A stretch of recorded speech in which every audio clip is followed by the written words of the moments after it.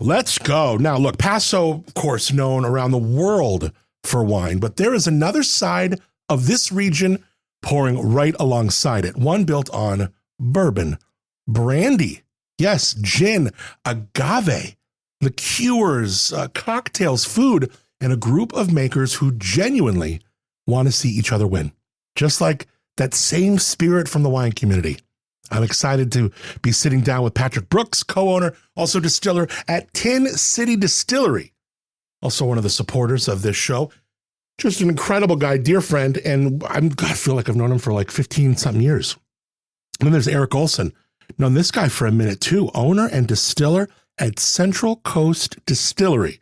He's been doing his thing for a while, but they got a brand new kind of spot that they're rolling the curtain back on that is just incredible with food and this and that, these agave spirits. So really looking forward to chatting with them both on the brands, but also about the Paso Robles Distillery Trail Weekend happening this weekend, August 7th through 9th. We'll talk about what both brands are doing for the Distillery Trail Weekend. Of course, Tin City, that kind of playful experimentation, their barrel program. We'll talk about that, how people can make their own barrel and bottle it of whiskey. I got a bourbon that's just ready to go. I'm just letting it sleep on that barrel right now and hoping Patrick doesn't thief, for all the different people that he's trying to impress when they come in there. But Eric is bringing a chef's mind to the still with bourbon and agave classes that we're going to talk about. It's going to be so much fun. I can't wait to get into this conversation. Distillery Trail Weekend is the invitation to get out there. Pick your stops, meet the makers, taste something new, catch some music, grab some food, experience how different each distillery's version of hospitality can be. And then you got the Copper Card. The Copper Card is there for people who want to take it a step further. Now, you don't need the Copper Card to celebrate this weekend with the distillers, but man, that added tasting value, look, for $1.25, I'm serious. It's like worth more than $250 to taste at all these places, and they're doing it for $125. Perfect for the spirit-minded person in your life. This is just an incredible, no duh gift, right? Back in the day, we used to say no duh. So we're going to chat about this weekend, about the Copper Card, just what both Patrick and Eric are doing with these really two unique brands. I can't wait. Paso Robles Distillery Trail Weekend is upon us, and I got two of my favorites in studio about to make a pour. Let's go. For the last 15 years, Adam Montiel has been bringing you the stories, the people, and the producers that make wine better and more fun. Whether you're a connoisseur or a cork. Here, we taste it, we spill it, we leave it all on the table. It's The Pour with Adam Montiel. Yeah. Let's cheers to the long drink. We should have cracked those things. Boom. On camera, baby. I love it. Long drink. Mm-hmm. Long drink. How is everyone? Welcome. Oh, my man. We're better now. Oh, my God. We're all wearing black T-shirts. This is sick. This is perfect. Yeah. The whole gang's here. I like yours, Eric. You got a little V-neck. My V-neck looks a little tired. I like your shirt. What brand is that? I don't know. It's the only thing I had clean, so I threw it on. It's great. It's great. But, of course, a Tin City Distillery shirt is pretty hardcore. No V-necks, though. I know. I need to get some V-necks, man. Show a little class. Show a little class, Patrick. I've never V-necked it. Oh, you imagine a Tin City Distillery on like that or this. It would look good. Oh, I'm getting one. Yeah. Dude, forget it. I'm going to lose the shirt, just tattoo it they're on not my like body. they're the V-necks aren't like down here or anything. It's not like deep V's. Deep V's. Yeah. I like It's a classy look, dude. I'm missing it. Yeah. I'm all crewed up over here. I love that you guys brought so much booze and so much spirit. You brought spirit in all the ways. I love that Eric brought our booze. That's right. How did you not bring any of your own booze? Well, I said to myself, I want to bring the best I can think of, and this is the best right here. Come on. The guy who's got the down, we went to expensive J&L the thing, and that best was in the West. Though this is quintessentially one of the things I love the most about Eric Olson is that you're the most biggest proponent of the community of anybody I know. That is you all the way. You're not trying to say I don't deserve your booze, are you? No, not at all. Not at all. When they come to my place, I'll talk about it. But when I'm on here, I'm going to talk about Shit's everybody. expensive to make shit like this. That's so nice. Eric, I remember Patrick. I remember Eric from the Allegretto days. I've known him forever. He's just such a good brain and creator in this community. And I just learned when we were off the air, he's doing food at his new place. I've always loved him for his food. Good food. Yeah, the food's incredible. You're really hitting home runs over there, dude. Good for you. Oh, thank you. I appreciate it. I appreciate all the support you guys give me. Man, I went over there. He slammed me down with a prime rib, big old cut of prime rib. That's because you're lying. It was, it was gorgeous. It was awesome. And then the spirits. I mean, how many different kinds of spirits? What are you putting together over there? 13 different spirits. Wow. Yeah, trying to keep up with Patrick over there. Yeah, We're trying to diminish the line a little bit. How many are you doing? Oh, like at one time we had like almost 40 different things. Oh my gosh. And I was that was over the top. That was What were the hardest things to say goodbye to? Because I know there are ones that you said goodbye to. I know that for sure. The lemon. Yeah, the vodka lemonade is in the can. We still do vodka lemonade on draft, but That's just great. like putting them in cans that's an expensive thing, and like the margins are so tight on it. You know, like when we first started doing the cans prior to COVID, it was a hit, and then by the time we could get aluminum cans again, everybody and their mom was making RTDs, like that. They And have classes on it now. Yeah. and I mean, who's going to win? You can major at it in Cuesta. Exactly. But I mean, they were making long drinks by then. Look at this. Right. Yeah, I mean, and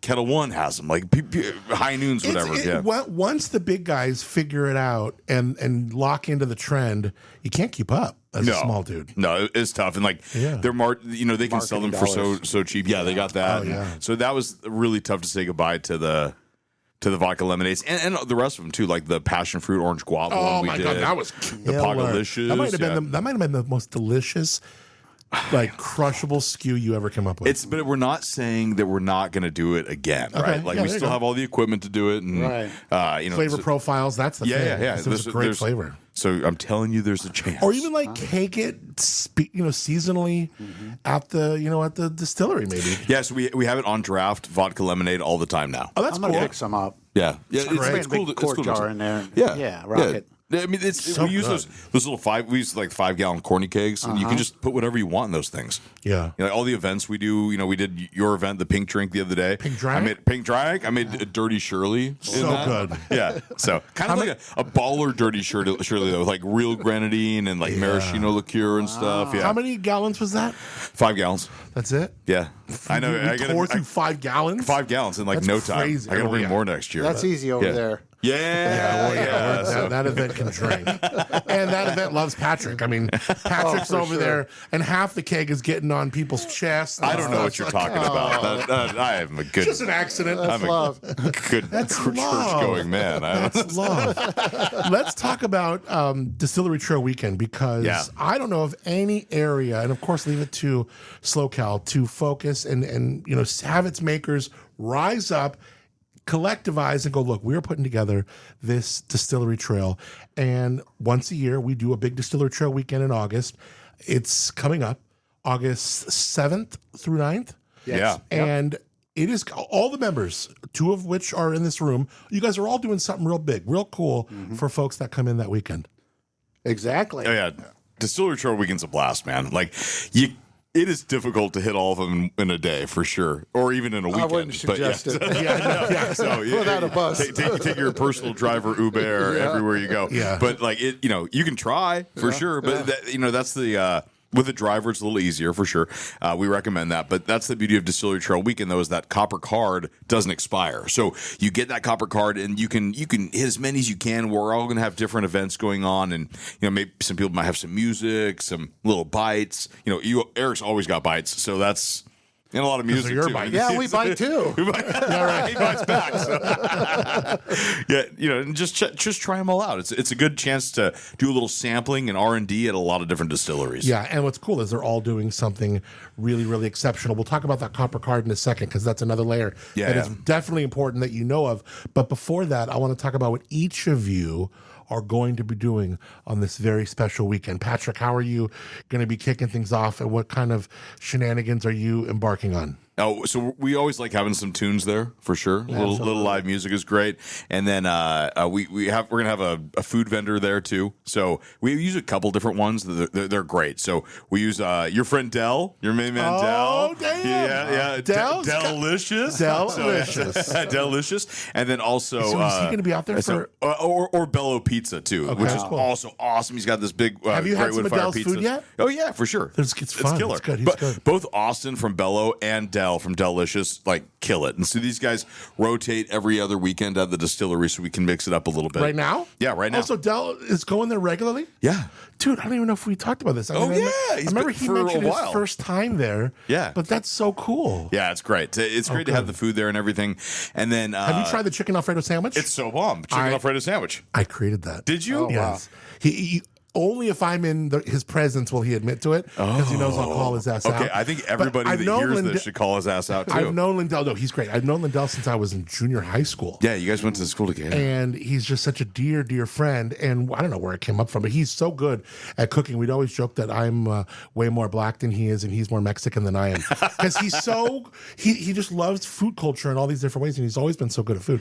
But I just threw out there, I'm like, dude, what about a chicken Alfredo It's sandwich? on the menu all the time now. And it's good. I've tried it. He's like, it's super good. He did a great job at it. Yeah. He'll do a chicken parm sandwich too, which is also, but the chicken Alfredo before. No one ever saw a chicken Alfredo sandwich. No, it's solid. Have you ever seen that before, Chef Eric? Yeah, I'm listening to him. I'm going to steal that shit. Well, tell me what you would do. How would Chef Eric Olson do a chicken Alfredo sandwich? Tell me about it. Well, I'm thinking it'd be like some slow sourdough bread toasted over fire, and then you get some Alfredo sauce going with some local wines in there, and it's just some Central Coast creamery cheese, and you get some free-range chicken on an oak grill. And how would you do the chicken? Would it be like shredded? Would it be like a thigh? How would you do it? I'd do some white meat right over some oak, some local oak over, on fire, boom. Yeah, because you got to kick it out, because people don't want to stand around and watch you. Good point. Yeah, let's go. Get this thing going. Yeah. So, the cream sauce, the cheese, the toasted bread, all local ingredients, and then just the fire going and the smell, and chop it and go. Could be fun. Yeah. Dude, some Calabrian chili paste on it. Damn. Spice it up like that, baby. Yeah. That sounds really good. Dude, I think that you're going to see a chicken Alfredo sandwich on Eric's menu pretty soon. I've stole it already. It's gone. Be careful. Adam's going to be like, I created that. I'll give him credit.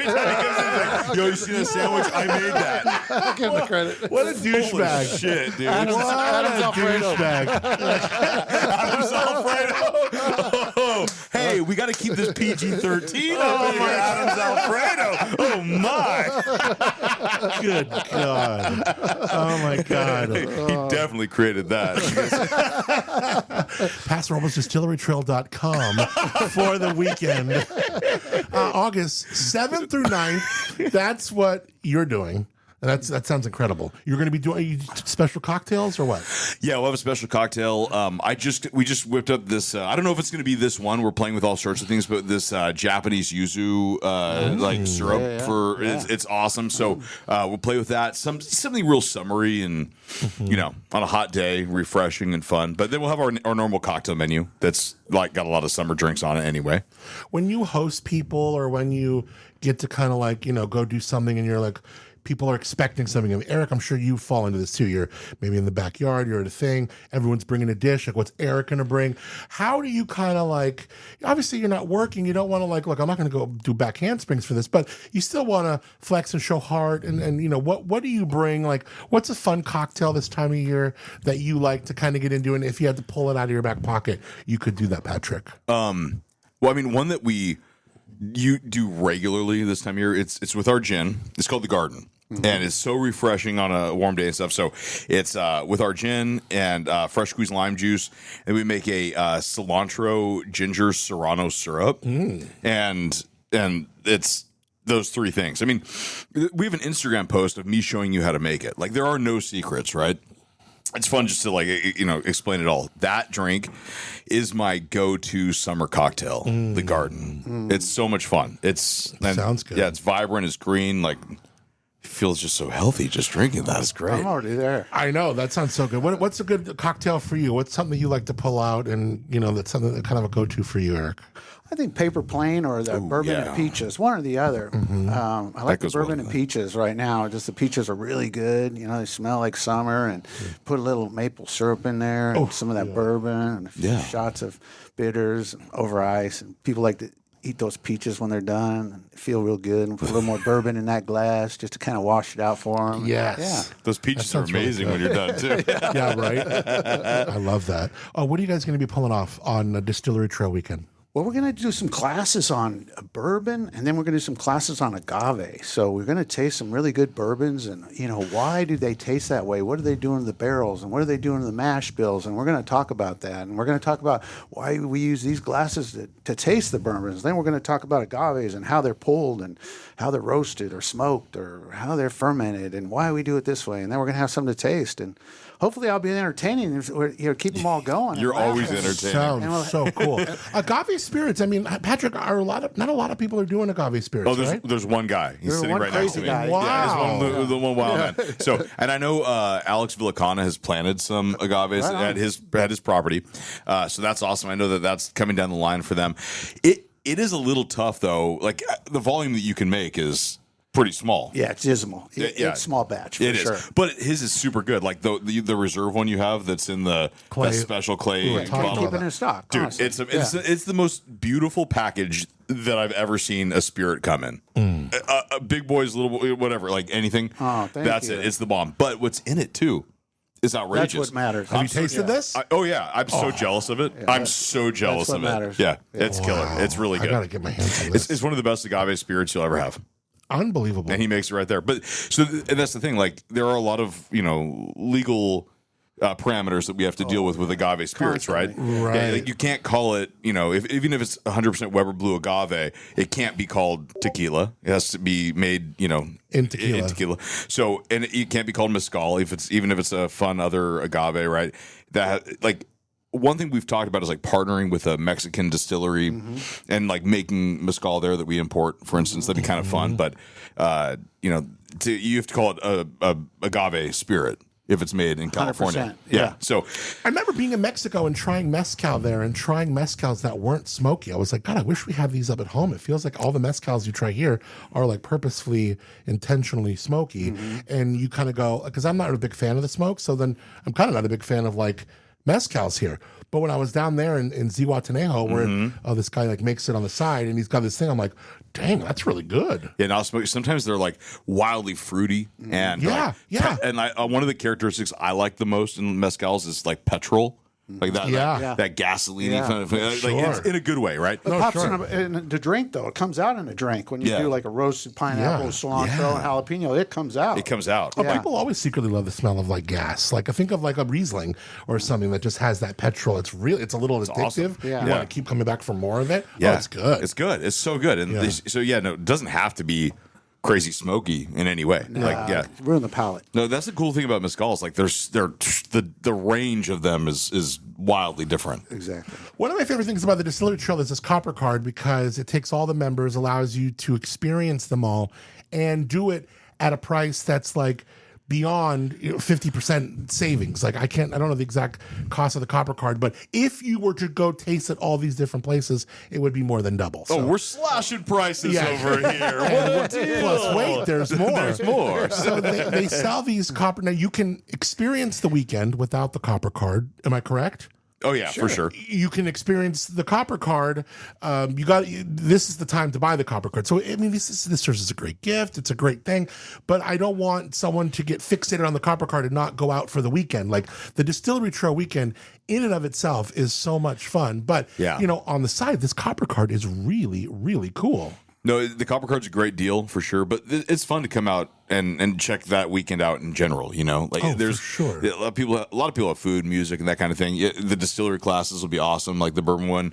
We always take people back and show them the still and do the whole red carpet treatment and all that. But the copper card really is the icing on the cake for that because you can have your tasting comped right? As a part of it, you've already paid this. Problem. Yeah, and then we both have cocktails. I'll take care of a cocktail for you instead. Yeah, the copper card shows us that you're really into this. Yeah, As soon as you show the copper card, we're like, oh, he's down for it, or she's down for it. Yeah. We're going to open up everything. We're going to show you the whole thing because you're telling us this is something you're interested in. Yeah, you are a spirit aficionado. Yeah. You're down. And have your booze and drink it too. For sure. You want to learn something, and that's really cool. So the process. Step this way. Yeah, for sure. Yeah. So hospitality is so important. And I know that, you look at people like the Villacanas who did wine. And of course, whether it's look at Donnie who's doing the wine has taught us in so many ways. The wine community and wine country here has taught us so much about hospitality. And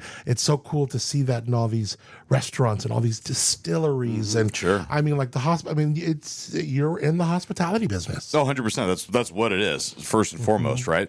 And that's something we eat, live and breathe is hospitality. Like it's so much fun to go learn something anywhere you go, right? And to leave going like, that was a fun experience. I can't wait to go back there. Right.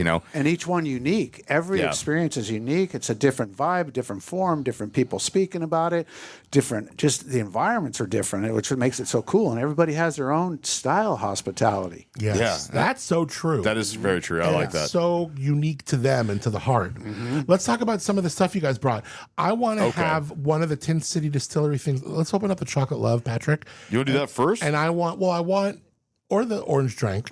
And Come on, best first. Let's do it. I want Eric Chocolate Love. Dice it out and talk about it and break it down. I'm talking about adult milkshakes. When you guys come to my place, adult milkshakes. Yeah, what would you? How Leo, would you? Leo gelato. Yeah, baby, right? There you go. Niccolo, I hope you hear me. Niccolo, dude, Niccolo almost got me shot was in here a couple weeks ago. Time. Did he really? Yeah, I love that guy. We grew up together. I love that guy. Did you guys go to Mexico together? Oh yeah, we were like in high school. Oh my gosh, what were you doing in Mexico? Just in high school. We were screwing around. We were in San Felipe. Yeah, and they searched us for drugs and contraband and stuff. You two with drugs. And, no, it was before we ever did that. So we had nothing with us, whatever.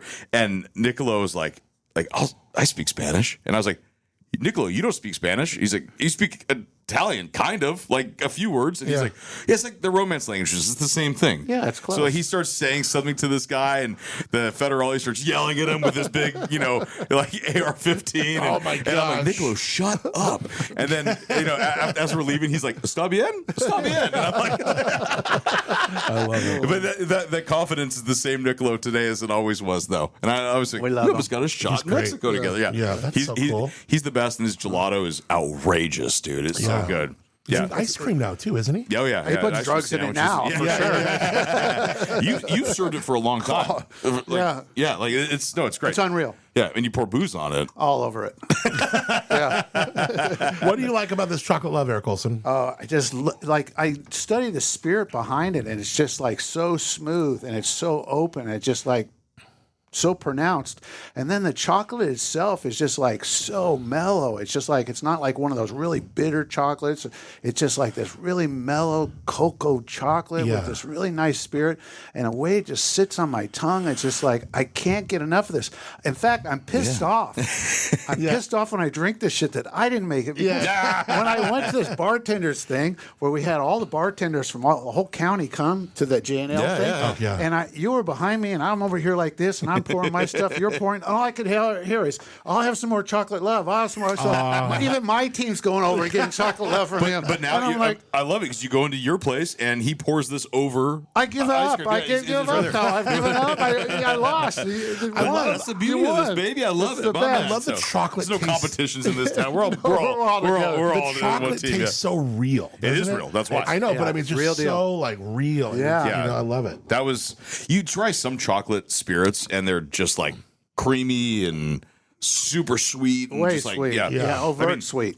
like, I'm not trying to talk smack, but like, there's one that starts with a G, ends in an Adiva that's out there that like, it's good and everything. But after a while of not opening that bottle, you can't. Like, it seals it crusts over it's got something going on in there. Battery acid. No, and Godiva is awesome. So that's all good stuff. But like, but it's so sweet. There's so much sugar that just seals that lid on it. I think what I like about it is it lets the bartender do the work. Yeah. It doesn't have all those additives. It says to the bartender, you can go this way with it, you can go this way, you can do it dry, you can do it sweet, you can do it forward, you can do it backwards, you can do it all over ice cream. I appreciate it because that's kind of the premise behind it. Is like, let that be the stand up in a cocktail. Yeah, and the notes, the alcohol, that's what I'm always looking for is okay, they're going to hide their alcohol in this chocolate? No, they're well balanced and super, super smooth. Besides a belly button, what's the best way to drink this? Would it be in like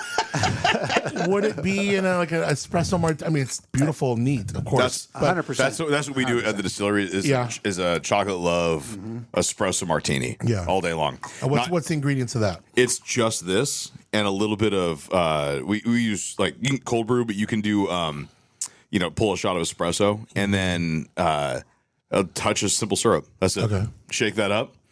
Put 3 beans on the top. Yeah. Bada bing, bada boom. That's awesome. That's it. So that's fun. We have made like chocolate orange old fashions with it. We do a little combination of this and some orange drink and some whiskey. Oh. So that's pretty fun. That's a great idea.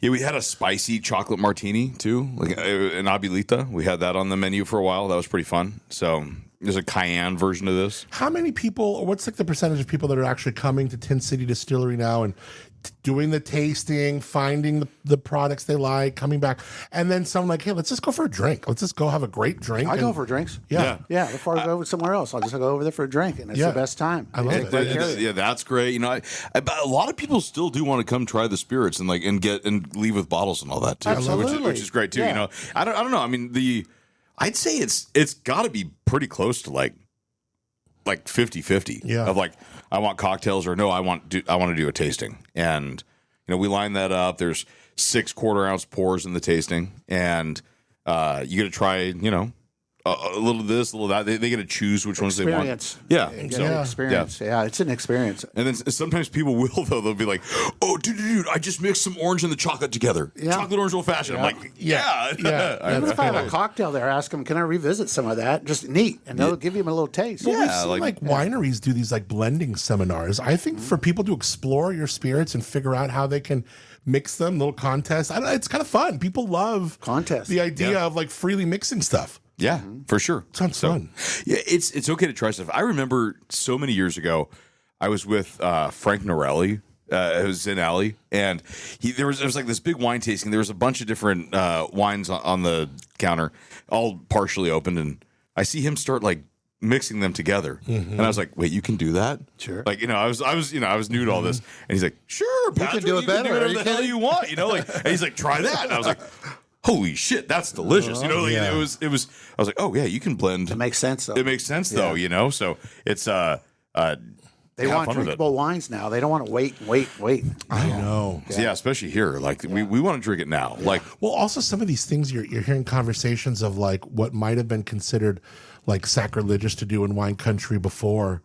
Wineries are coming out with like spritzers of their wine, like, oh, take our Sauvignon Blanc and put it with this like fruity spritzer. Now you got a cocktail. It's like whatever, right? Drink it. Yeah. Good. Whatever works. Yeah. But who cares?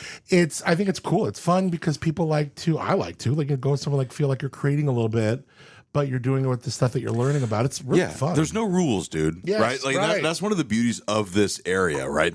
And I remember like I love if you like talk to like Stefan from like L'Aventure, right? Or like Guillaume, right, at Close to Land, and his brother Arnaud.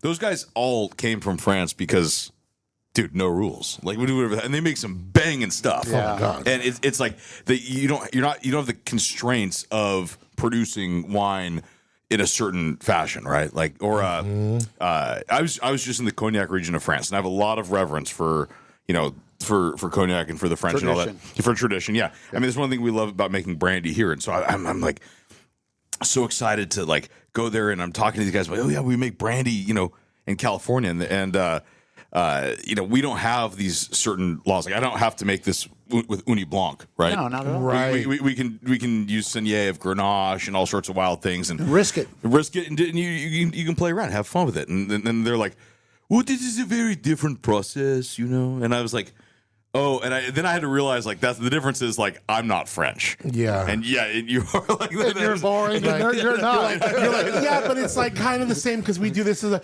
But yeah, like, but no, it's it's actually not like literally the same exact chemistry. right. Nothing is different whatsoever. Yeah, it's never changed. 300 years. No, Right. Same damn thing. But it is wild to like.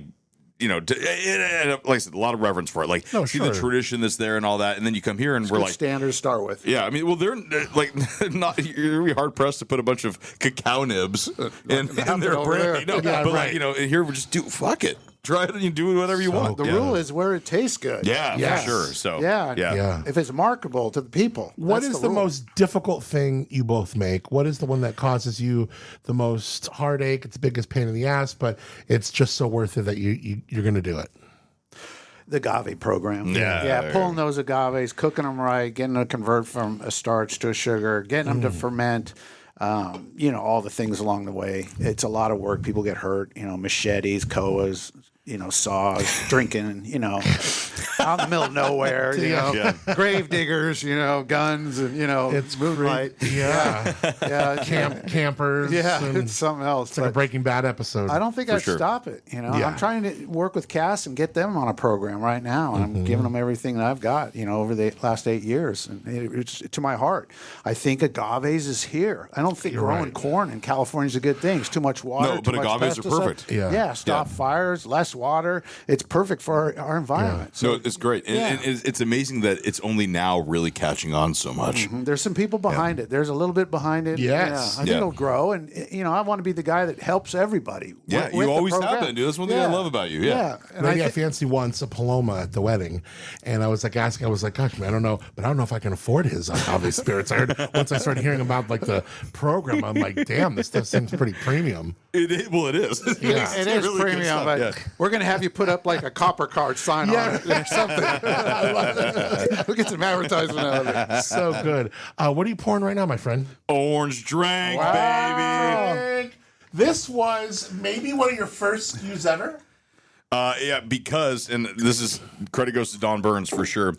Like, when Don like bartended and he used to start bars and worked for like Ruth's Chris Steakhouse and mainly in Florida.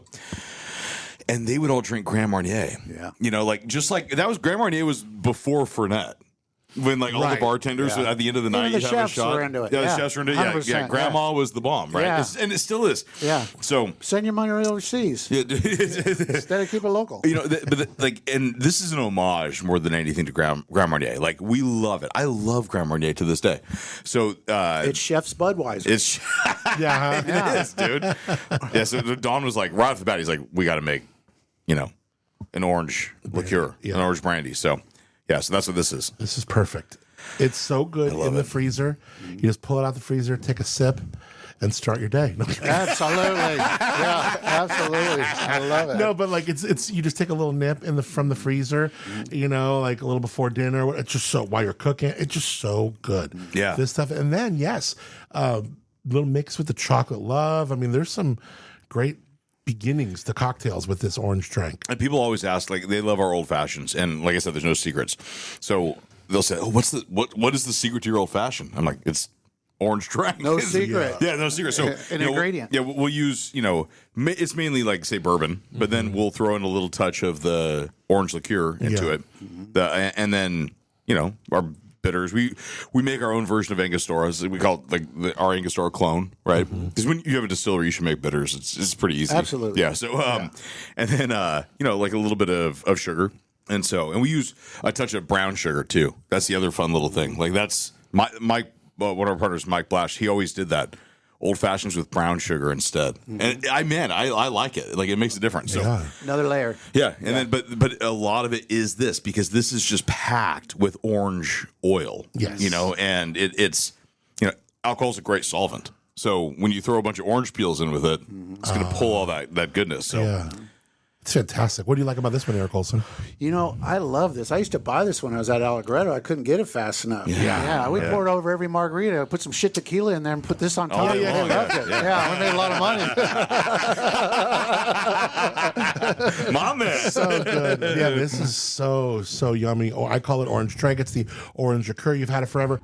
You've been officially open now for what? Like on the new location. New location, 3 months. Well, 3 months, unofficially 4 months. 4 months. 3 months officially. I mean, you've been doing it for way longer than that. But like, the new location is bitching too, man. And like, you walk in there, that's a class act. Oh, it is. It feels good. Oh my God, I can't wait to see it. No, it feels good. It's I appreciate it. My wife had most of it. I just helped Anna's build it. good at what she does. She picked everything out for sure. We have the refined cucumber vodka in here. Have you tried their new watermelon vodka? No, isn't it moon? Does he call it watermelon It's called moonshine? Watermelon moonshine. Wow. Yeah, I want to try that. I've heard about it. Again, also right out of the freezer. That stuff is so good. Yeah, I want to try that They did too. a great job. We're so lucky. I mean, talk about some of the different, distilleries here. People don't get it. Like we have, what is it? Almost 20 now or 12 distilleries? Yeah. I think they're always coming online, right? Yeah. So I think officially right now we have 12 in the 12. Okay. in the trail, right? But and well, the newest one you mentioned a few moments ago is Cass. Yep. Cass Winery is making spirits now, which is rad. cool. Bitchin' location. Yeah, bitchin' location. You can just stay out there too. Absolutely. Yeah. Why leave? You can't stay at my Alcoholic place. You gotta Disneyland. leave. And hopefully they join too, but.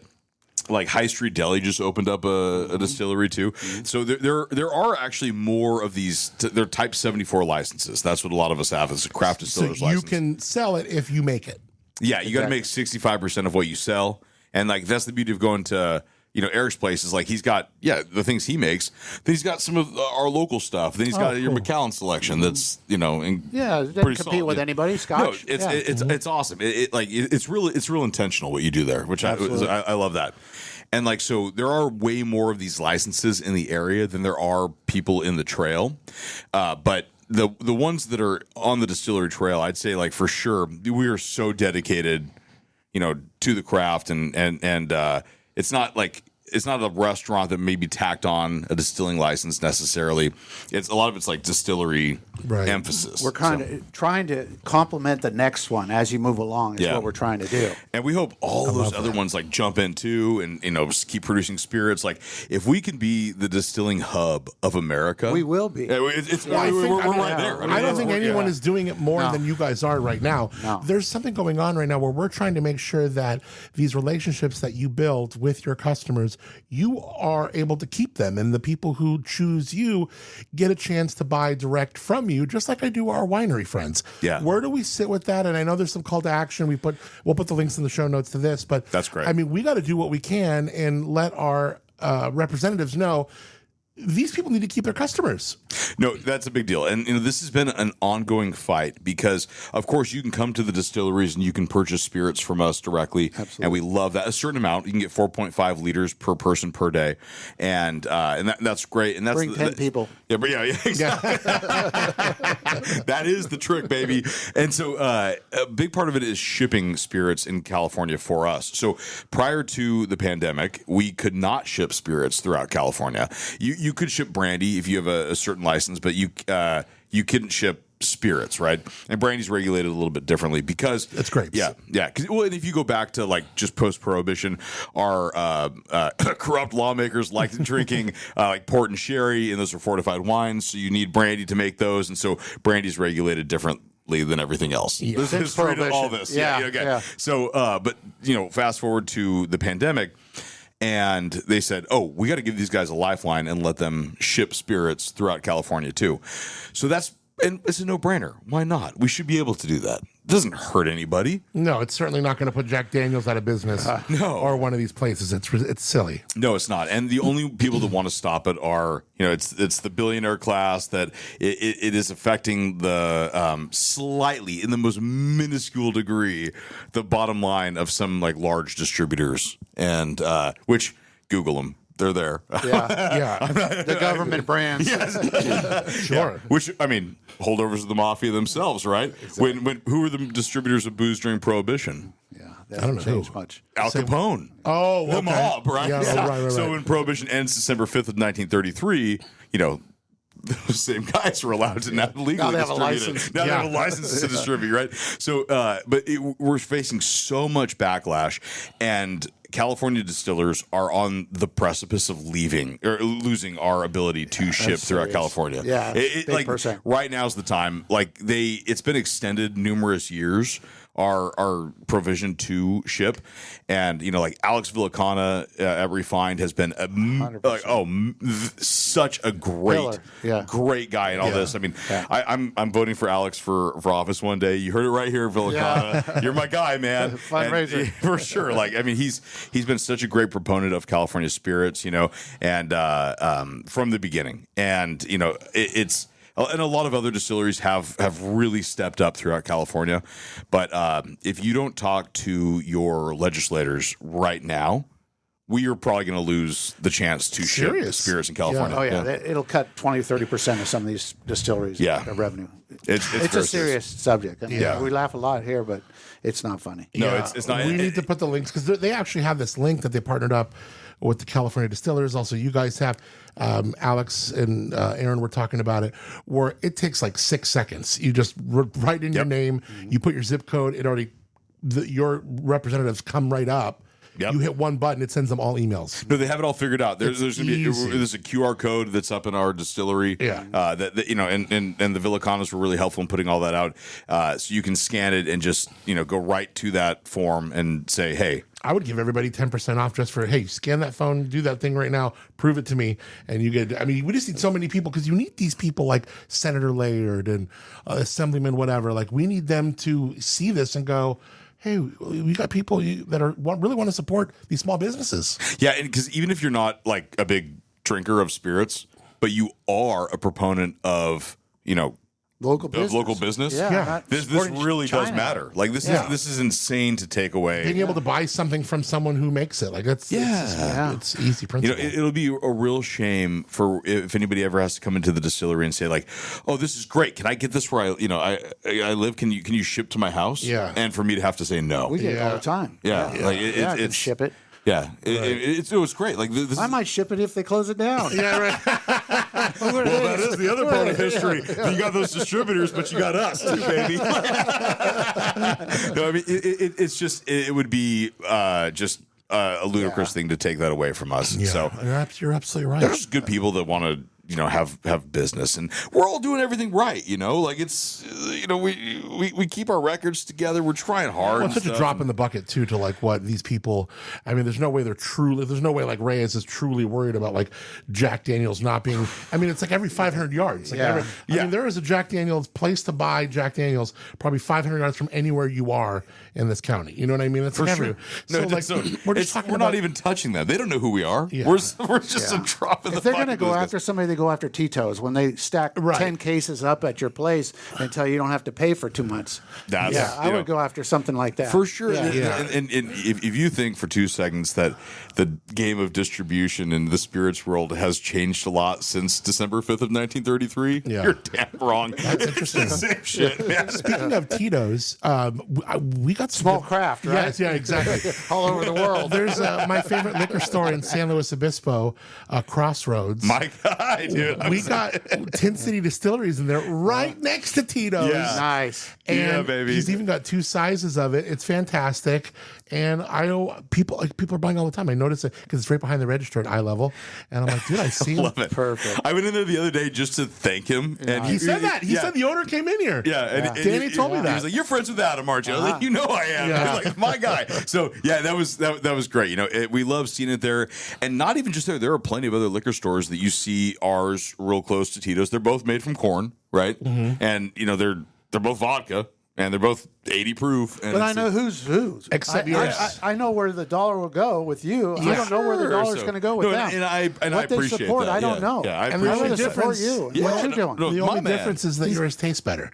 So it's so good. I'd like to think so. Yeah. It does taste better. It's a great alternative. And it's even, like you find it's been able to be used in some of the wells. Like imagine if a well was using Tito's, that'd be a great way. With the Elks is using your vodka. No, we were very intentional intentional in being able to craft that program in conjunction with J&L, our beloved distributor, right? Oh, like we love J&L. Yep. They're family for sure. They distribute a lot of the local spirits, and man, they mean the world to us for sure. Absolutely. And like I just had them in the other day for happy hour. Yeah. Oh, cool. And since day one, they've just been like all into the craft distilling scene on the 100%. Central Coast. Their range is mainly from like Monterey to Ventura and the whole valley and stuff. It's a massive chunk of California. It's big, and the big distributors are always like, "Damn, these guys are putting a dent in our business." I mean, because they are so hospitality driven and just like amazing at what they do. Meticulous. Yeah, meticulous. Like J&L is a wonderful distributor, if you want great service, that's your team right there. And they've been doing it a long time. They're great, family run, and just like Local. the best. Saved me during COVID, 100%. For sure. Yeah. Oh, Absolutely. sure. Saved my ass. Absolutely. Yeah. Kept me going. No, I can't say enough good things. In conjunction with them, we were able to like get the pricing of the vodka into an appropriate Best phrase. price. Yeah, best price. Like Best taste and local. What else? that way that even if somebody who's like who Perfect. doesn't care about local spirits like we do can say, "Oh wait, that's the price on it though?" It's obvious. Yeah. Oh well, shit! I'll take a California Spirit and maybe even a Central Coast one over some big giant distillery because that price works. Yeah. You might have to pay a little bit more or something, but like it's to say like, oh, I get it from down the street. Yeah, so good. Yeah. I love this. I love meeting two great distillers, Paso Robles Distillery Trail. We all wore black shirts in complete collective. This was like the Triforce. It was like Voltron came together for this episode. It will now once you try this. Tell me about this one. 120 proof bourbon. Hey, it's legal here. August 7th through 9th. It is Paso Robles Distillery Trail Weekend. All of the members are going out of the way to welcome you, to host you. And if you have that copper card, look, that's another layer of this. The copper card is fantastic in what it offers. So if you go to PasoRoblesDistilleryTrail.com, you could see what the copper card offers you. Look, if you have a spirit lover in your life, this is a great gift idea. If you just love this yourself, if you know, hey, I'm going to hit up a few of these, it'll already pay for itself. Because like the value it gives you 10 is times like, over. Yeah, it's seriously. So, all right, tell me about this 120 proof whiskey, my man. Barrel strength bourbon. So this comes out of one of our, a handful of us do this. I know you're doing it too, where we can custom age a barrel for, for people. Like sometimes a group of folks will get in on it together. Maybe it's for your company, whatever it is. You can't retell them, but like,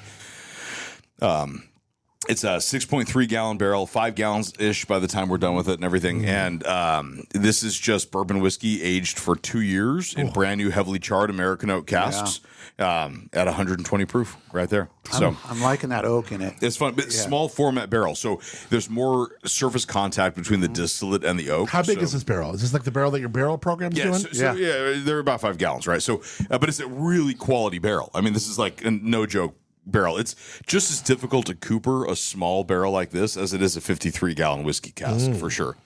I'm drinking this like it's 80. It's so smooth. It's so smooth. Tell me about your barrel program, because you have a private barrel program where someone can literally have whiskey of their own, bottle it, get a bunch of bottles out of it, do whatever they want with it, and then kind of go visit their barrel. I still got one that's ready to go, I think. You sure do. You've got one with your logo on it, right? Even the pour has part of that logo. Yeah. Which is rad. Great advertising. It's awesome. He's got right there. Yeah, it's great, So you can come in, you can try your barrel throughout the process, and then when we bottle it, depending on the proof that you choose, you'll get, ish 28 to 40 Christmas bottles presents. or something. Yeah, Christmas right. presents all day long, and you got to choose the proof and try it the whole way through and be able to say like, oh no, I want 80 proof or 120 or 99 or whatever it is. And then we bottled it for you. And the 2 years of aging in that format barrel is the equivalent to probably more like 6 because it's because of that small format. So It's a good bang for your buck, really. Is, yeah. It's really cool to just like have your barrel there. You get to go like kind of visit it, make sure Patrick's not drinking out of it. I only drink yours. Yeah. I know. I went there, tasting it. Peeked down the bung. I'm like, where'd you go? Is he thiefing you? No, I'm just doing research and development, just quality control on yours, Adam. I'll make sure it's go in good. there. Like, we got four bottles for you. Okay, select. Yeah. I remember after we did the Distillery Trail from the Barrel event, right? Yes. We were all there together, Yeah. and that was the barrel that, like, the guys from Firestone were over there. Matt Bertelsen was there. And at the end of the night, I was like, I know a barrel we can open. Well, you know Adam what's Montiel. funny is that like I had literally nothing to do with the whiskey. Like I didn't do anything to do to make it. But your heart feels like this ownership. supported it. Yeah, and you're like, so like when here's Matt Brindleson from Firestone drinking the whiskey out of my barrel, I'm like, hey, what do you think? What do you think? You know what I mean? Like you feel connected to it. That's cool. So that's what's really neat about what you do with this private barrel program, because it's going to be your logo, it's going to be your barrel. You're going to keep it all when you're done. You're going to bottle, like you said, 25 to 40 something bottles of this stuff, and you do feel like very connected to it. Yeah, I'm glad you feel that way. That's why at the end of the night you were like in the fetal position, just like petting that barrel, weren't you? Right. Yeah. Saying, my precious. Now I get it. Yeah. Like fastening the bung inside so Patrick couldn't get any more.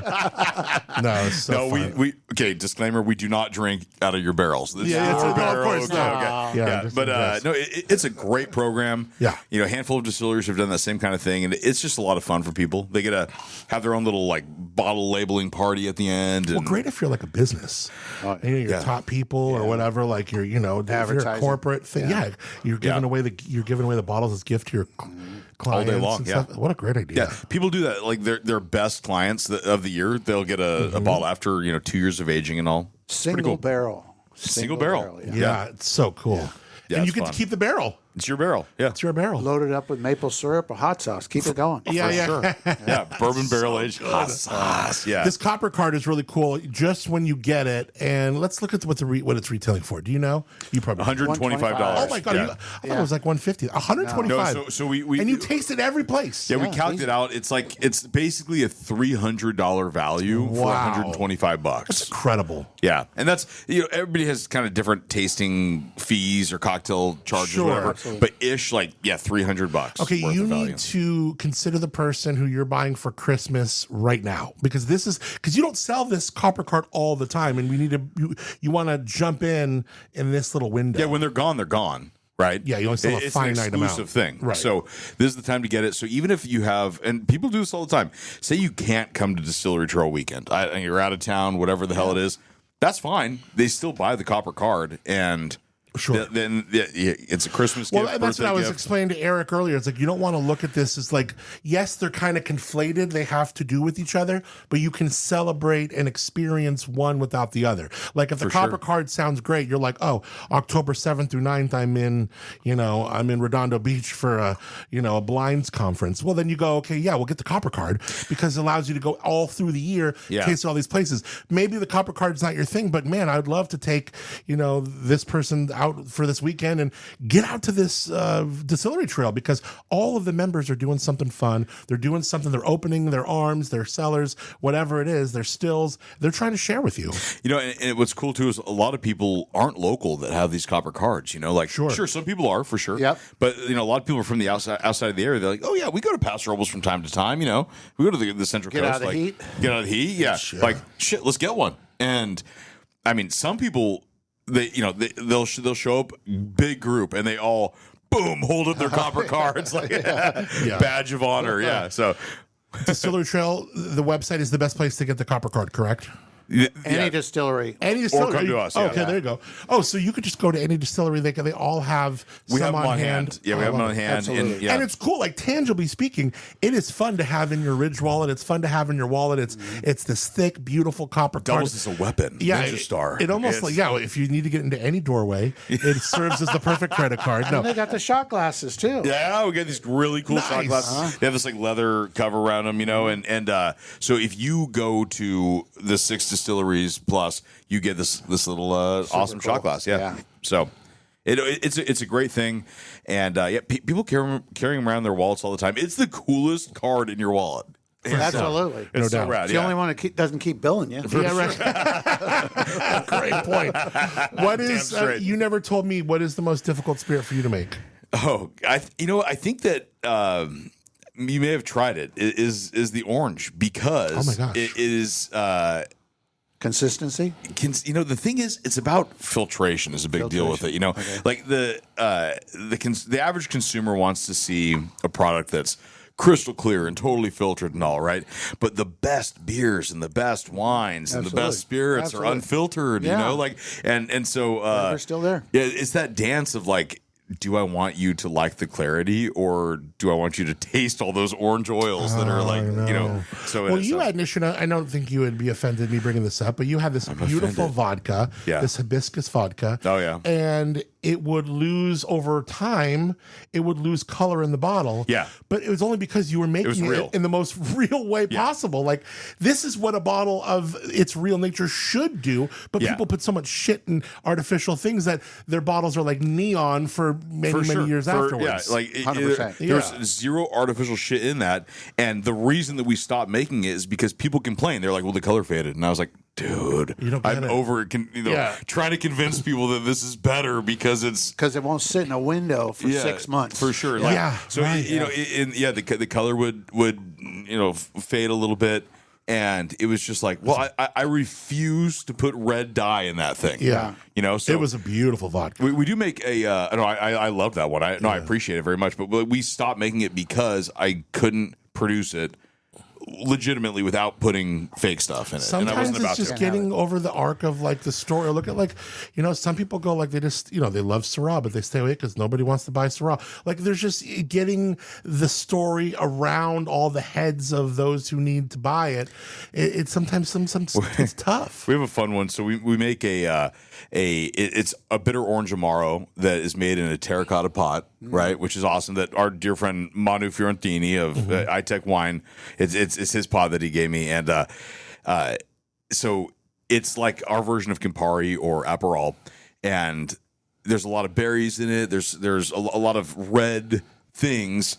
But the color will fade. But it doesn't glow like Aperol. It doesn't glow. But and it never will. But the original way that they made Campari to make it red was with cochineal beetles. And these little beetles survive on prickly pears. And it makes a red dye. And if you go, ew, well, it's probably in your lipstick. So it's a natural coloring agent that is in lots of things that you just don't even realize that it is, right? Fish scales are in your lipstick too, just so you know. And so if you think this is gross, it's not.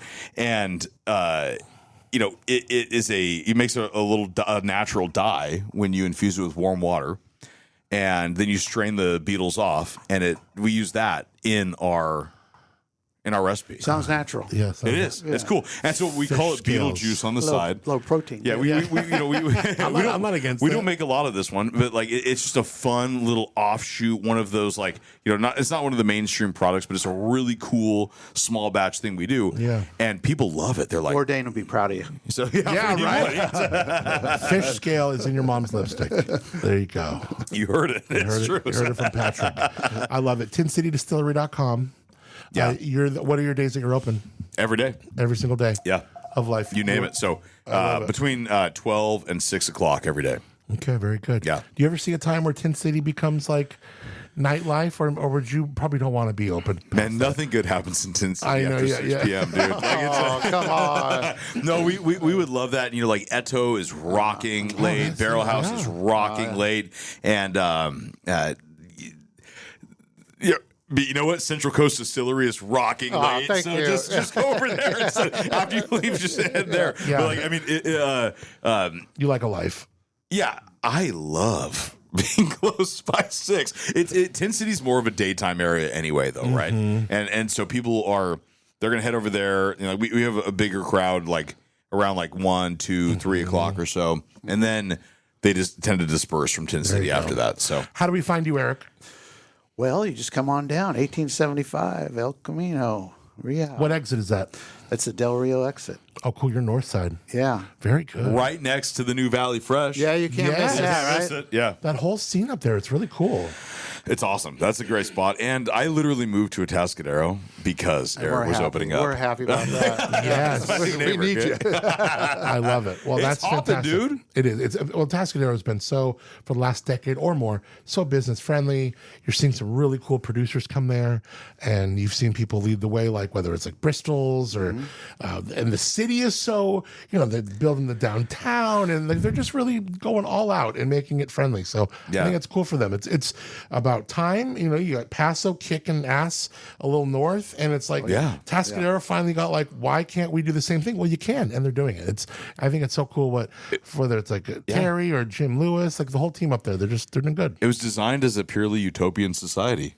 It was. That was designed for drinks, and it really is becoming that. No, but that's the beauty of it. Go get prime rib on a Friday night. Go get family meal on a Sunday at Eric's place. Yeah, it's awesome. I love it. I'll take good care of you. Yeah, and then Sundays you do. You broke. We told off the air like how you break down the food a little bit. Talk about that. Yeah, I think we have like a taco night on Wednesday, so it's $3 tacos come in. Usually people order steak or whatever, and then Thursday sashimi or some kind of Japanese flair because we bring in this beer from Okinawa. Friday's prime rib night. We bring in all those A-type personalities and those carnivores, and it's probably a little pricey. I'll admit for a family. Yeah. Saturday night, porterhouse steak, baked potato, and then Sunday we try to do comfort food like meatloaf or chicken Alfredo. We try to do it for $18, where you feel like, hey, I got a meal, I got a decent price for a change. That's good. I love that. You go out to eat now, it's just like wow.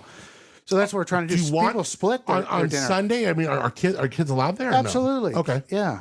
Cool. All right. Very good. Kids, 100%. We're family oriented. Yeah. Yeah. We don't smoke cigars until everybody's gone. Okay. Yeah. What about you? You can't have kids at Tin City Distillery. Yeah, believe it or not, you can. Yeah, you can. Why not? So, do we want them?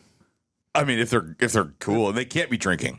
That's rule number one. Those kids They're cannot. Gotta be behaved. They have to be behaved. No more drinking. No more drinking for the kids. Yeah. What do you mean they can't drink? They can drink all they want. It's like a 7-Up. Yeah. Well, I mean, unless they're driving. Yeah. So they, people. It's a really family oriented place. Tin City is. Cool. Like we get lots of that. So a lot of the wineries, Barrel House for sure. Us, we're all into it. So a lot of real dog friendly, real family friendly and stuff. But it's especially like during the day, it's a great stop with the family for sure.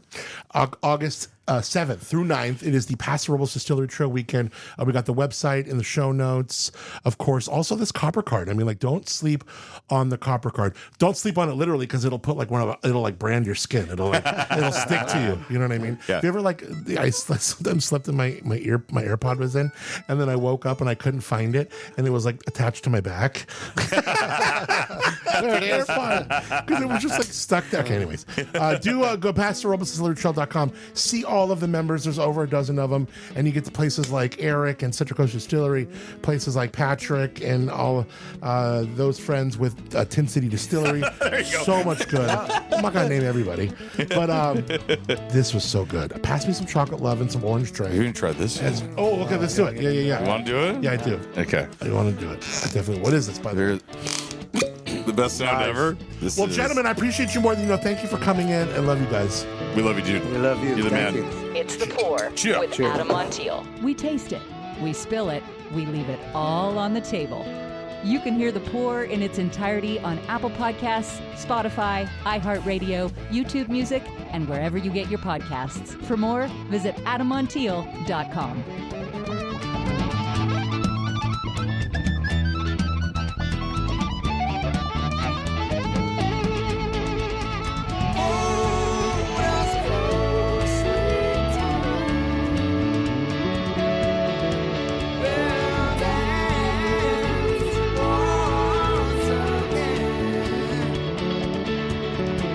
Please